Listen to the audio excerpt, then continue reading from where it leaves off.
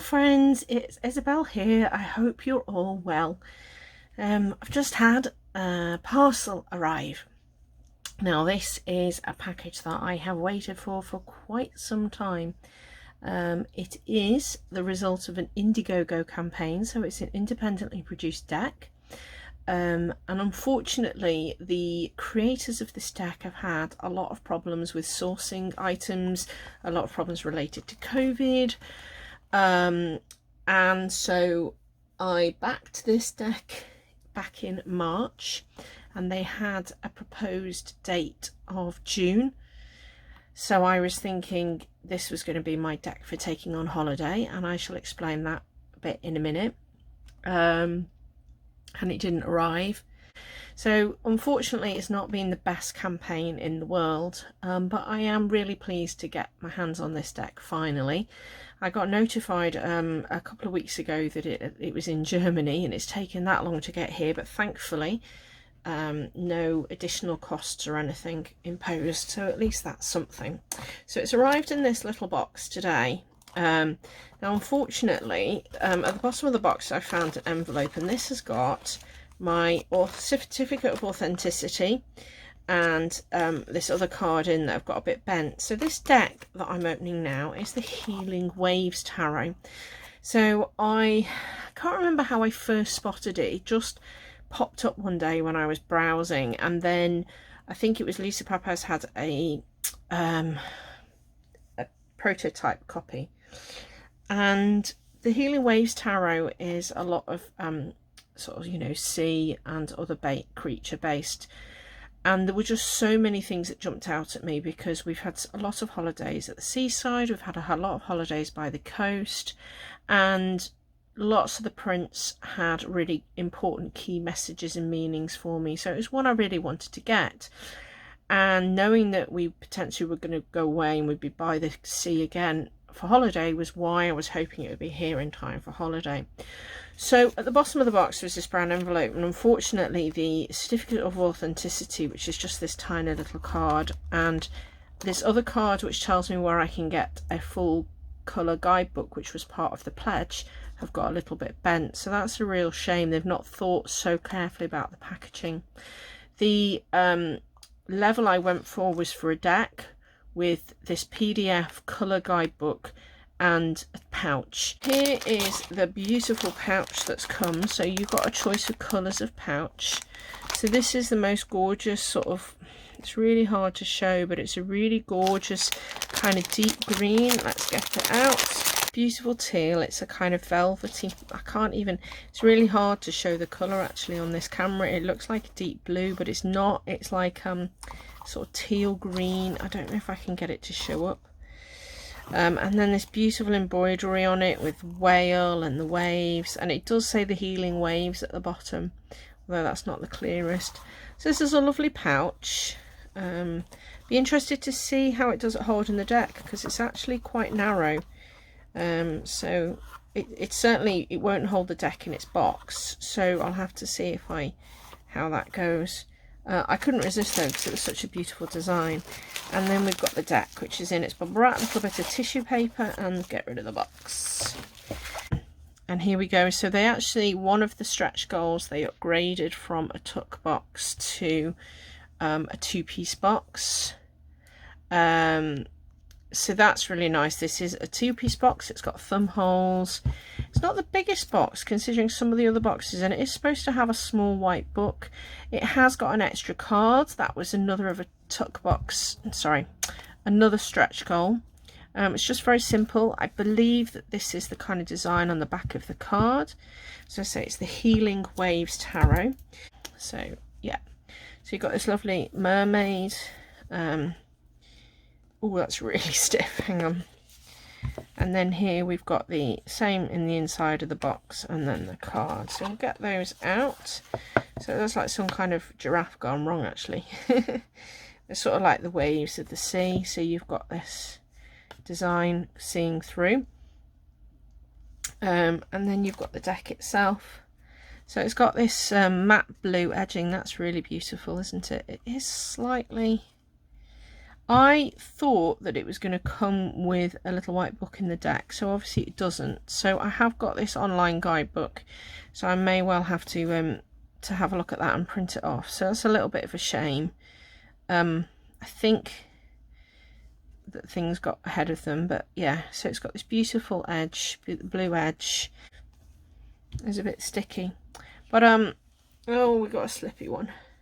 I will do a flip through to music so you can see the cards.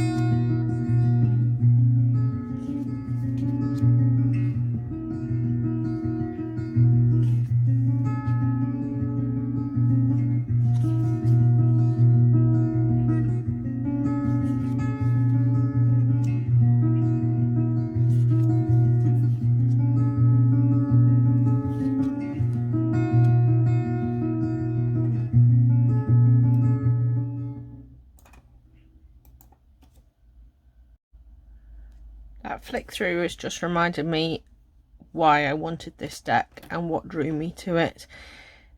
I think it's really well done. Yeah, I mean, my only slight criticism is that the edges are, it's a little bit weird, sticky, but in terms of the art and design, so I really like they've got this kind of like very, very fine white borderline, which is really frames the pictures but not dominating them. The text is easy to see, but again, it doesn't dominate. I'm a really big fan of, for me, where the text is like this, it's not in a banner. I find kind of putting a big white banner or a big black line, I actually find that really distracting. I love the fact that it's very much in keeping, I think, with the traditional Rider-Waite system, and yet it has its own little nuances. I absolutely love the way the artist has used the sea creatures for different things. So you've got this beautiful whale or I think a whale or a shark for the High Priestess here. You've got the Empress, the nurturing element of the mother, and the Emperor that then ties in. Just the sort of choice of cards, the beautiful seahorses for the lovers, and it's so simple. Sorry, I just realised I've not got that in the frame very well. It's so simply done, and yet to me it just shouts, really shouts out to me. I absolutely love the Hermit card. This is one of the ones that I love. The Hermit crab, and sometimes it's as simple as that. It's as simple as using a ship's wheel. That one I need to read a bit more about, but you know, the Hanged Man, the death, you know, you've got that symbol of death, you've got that skull, but you've also got the beauty of the sea life and how it can have a new life, how it can transform into something different. So I really like that. You know, if you're not a fan of death cards, I'd say that's a really good death card to not scare you. And then you've got, like, this is the traditional symbolism, the pouring of the cups in the Temperance, but given that little edge. This is brilliant. Look at that angel fish. Is it an angel fish? With its no, it's not. It's called something else. Anyway, it's got its you know, lit up antenna here, tempting those fish in to those big jaws. Fabulous. Your lighthouse, you know. Yeah, so some of these cards, they're utterly, I think, beautiful. This gorgeous little turtle here. So yeah, it's really pretty. I love the use of the fish around the mermaid for the world, and you get like the characters that are coming in. So what the artist has done is use the elements instead of the other traditional titles. So here you've got earth, and what they've then done is taken, right, so you've got this pearl, and taken that through this suit, but using these characters. So you've got these crabs coming, and there's the crab again, and he's got his 4 here, and this hermit crab's found himself a bottle, he's got a 5, and within this, you know, there's these little crabs that keep appearing, or the turtles. This card's really cool for me because when I was on honeymoon, we went to Turtle Island, which is off the coast of Borneo, Malaysia, or Sabah, Malaysia. And we went and watched, and you went out on the beach at night and watched a turtle come in and lay their eggs. So you've got these kind of turtles and these crabs running through these kind of very kind of, you know, sea focus. Look at this little baby one here, but fruits, the kind of all the things that you're given, all the things that you get.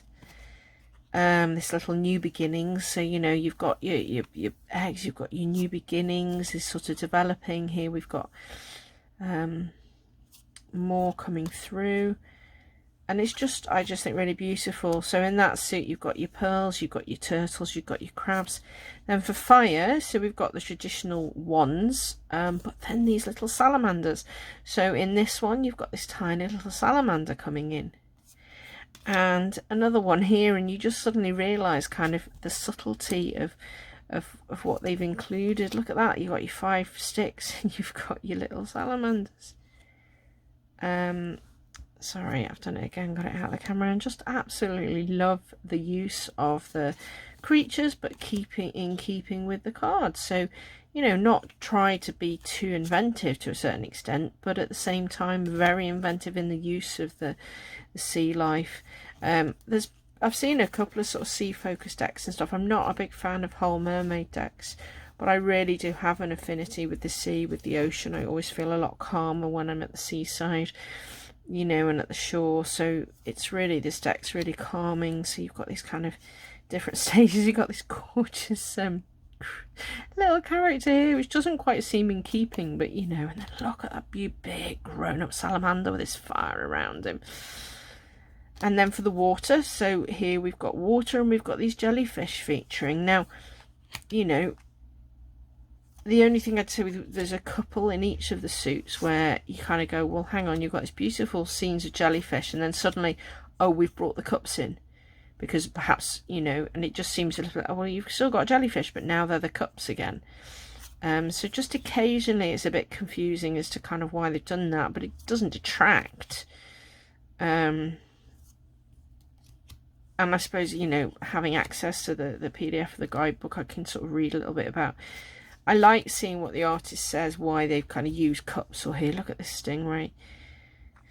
The watery rainbow, but you still got your jellyfish. And then this little creature here, which seems to bring it together. He's just learning. This one's like more of a war. You know, you've got your man of war type one here, haven't you? And then this pretty and pink jellyfish, and you know, and it's just, and you've got this, occasionally the divers feature again. Then the air, so these birds, but instead of swords, they've got arrows. So, just so beautiful. The swords don't, the arrows don't feature in every bit, but then look, you've got the egg, so the piercing there.